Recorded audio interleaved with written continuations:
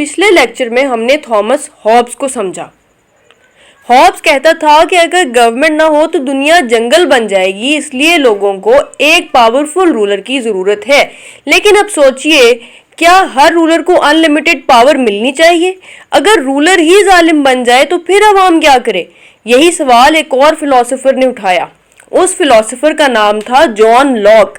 John Locke 1632 में England में पैदा हुआ। उसने भी पॉलिटिकल कॉन्फ्लिक्ट्स देखे, लेकिन उसने एक बिल्कुल डिफरेंट कंक्लूजन निकाला।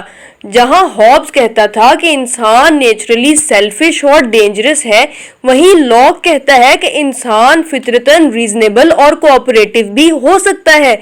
इसी सोच की वजह से आज जॉन लॉक को फादर ऑफ लिबरलिज्म कहा जाता है। अगर आज हम डेमोक्रेसी, ह्यूमन राइट्स और कॉन्स्टिट्यूशनल गवर्नमेंट की बात करते हैं तो उनकी बुनियाद में कहीं ना कहीं जॉन लॉक के आइडियाज जरूर मिलते हैं। अब देखते हैं हिस्टोरिकल बैकग्राउंड। 17वीं सेंचुरी का इंग्लैंड पॉलिटिकल टेंशन से गुजर रहा था। किंग्स अपनी पावर्स बढ़ाना चाहते थे, जबकि पार्लियामेंट अपने राइट्स की बात करती थी। 1688 में ग्लोरियस रेवोल्यूशन हुई। इस रेवोल्यूशन की खास बात यह थी कि पावर सिर्फ किंग के पास नहीं रही, बल्कि पार्लियामेंट भी मजबूत हो गई।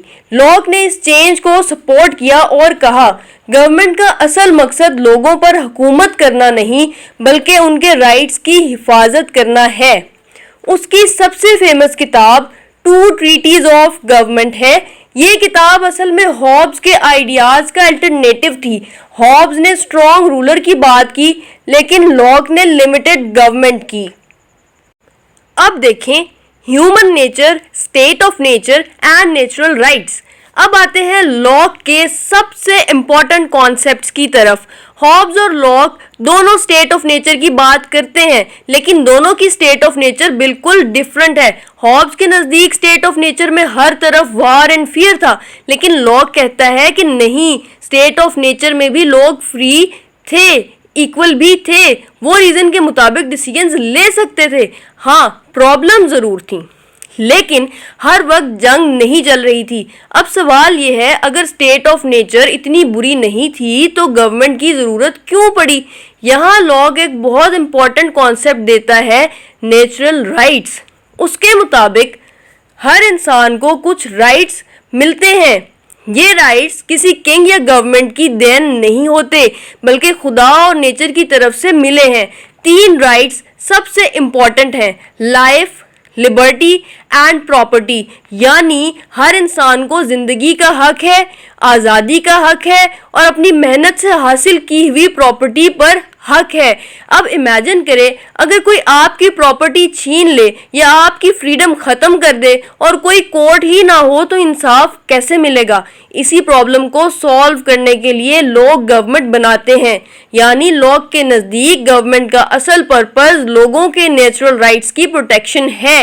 हॉब्स के लिए सिक्योरिटी सबसे पहले थी, लेकिन लॉक के लिए राइट्स सबसे पहले हैं। और यहीं से मॉडर्न डेमोक्रेसी की फाउंडेशन शुरू होती है। अब देखें social contract, limited government and right to revolution. अब तक हमने ये समझा कि जॉन लॉक के नज़दीक गवर्नमेंट का असल पर्पस लोगों की लाइफ, लिबर्टी और प्रॉपर्टी की प्रोटेक्शन है। लेकिन एक इम्पॉर्टेंट सवाल है, गवर्नमेंट को पावर देता कौन है? आज भी हम कहते हैं कि डेमोक्रेसी में हुकूमत अवाम की होती है। ये आइडिया असल में जॉन लॉक ने बहुत मजबूत तरीके से एक्सप्लेन किया था।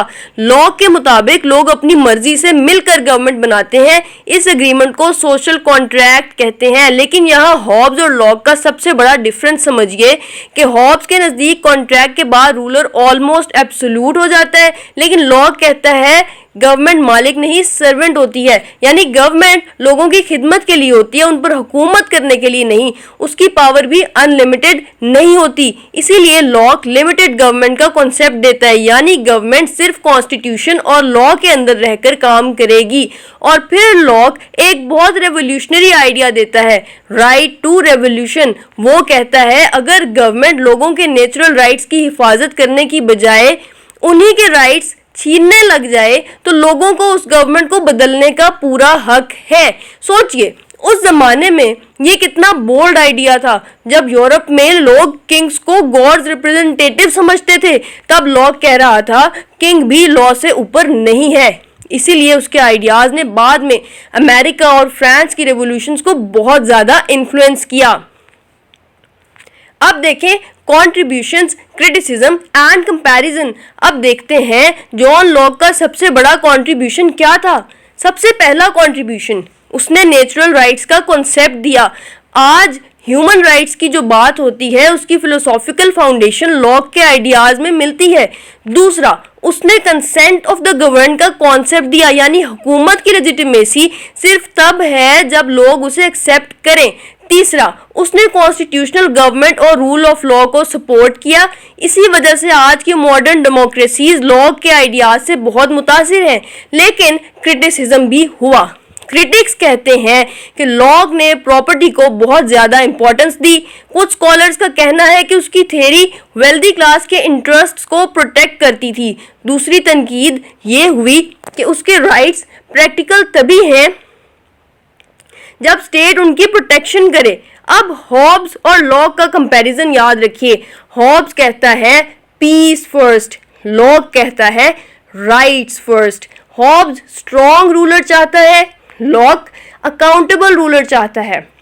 अब देखते हैं मॉडर्न रेलेवेंस एंड कंक्लूजन। अब सवाल यह है, क्या जॉन लॉक आज भी रेलेवेंट है? जवाब है बिल्कुल।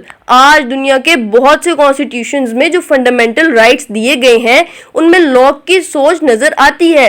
Freedom of speech, right to life, private property, representative government, ये तमाम आइडियाज किसी न किसी हद तक लॉक के पॉलिटिकल फिलॉसफी से रिलेट करते हैं। आज अगर हॉब्स हमें बताता है कि स्टेट क्यों ज़रूरी है, तो लॉक हमें बताता है कि स्टेट की लिमिट्स क्या होनी चाहिए। और शायद इसीलिए आज भी उसे मॉडर्न लिबरल डेमोक्रेसी का सबसे इम्पॉर्टेंट फिलोसोफर माना जाता है। जी, तो हमारा लेक्चर ख़त्म हो चुका है। अब आ जाते हैं हम अपने पर्सनल रिव्यू पे। जॉन लॉक, अगर जॉन लॉक की बात करूं तो मुझे उसकी फ़िलॉसफ़ी बहुत बैलेंस्ड लगती है। वो ना तो हॉब्स की तरह रूलर को अनलिमिटेड पावर देते हैं और ना ही कंप्लीट फ्रीडम की बात करते हैं। मेरे ख्याल में उसका सबसे पावरफुल आइडिया है गवर्नमेंट अवाम के लिए होती है, अवाम गवर्नमेंट के लिए नहीं होती। आज भी जब हम डेमोक्रेसी, वोटिंग या फंडामेंटल राइट्स की बात करते हैं तो लॉक की सोच हमें हर जगह नज़र आती है। हाँ, उसकी थ्योरी परफेक्ट नहीं थी, लेकिन उसने दुनिया को ये ज़रूर सिखाया कि हुकूमत की असली ताकत लोगों की रजामंदी से आती है, ना कि सिर्फ फोर्स से। अब हमने हॉब्स और लॉक के आइडियाज समझ लिए, लेकिन जो अगला फिलोसफर है वो इन दोनों से भी एक कदम आगे जाता है, जीन जैक्स। वो कहता है इंसान पैदा तो आज़ाद होता है लेकिन हर जगह जंजीरों में जकड़ा होता है। आखिर उसका मतलब क्या था और उसकी जनरल विल ने फ्रेंच रिवॉल्यूशन को कैसे इन्फ्लुएंस किया, ये सब हम अगले लेक्चर में डिटेल से समझेंगे।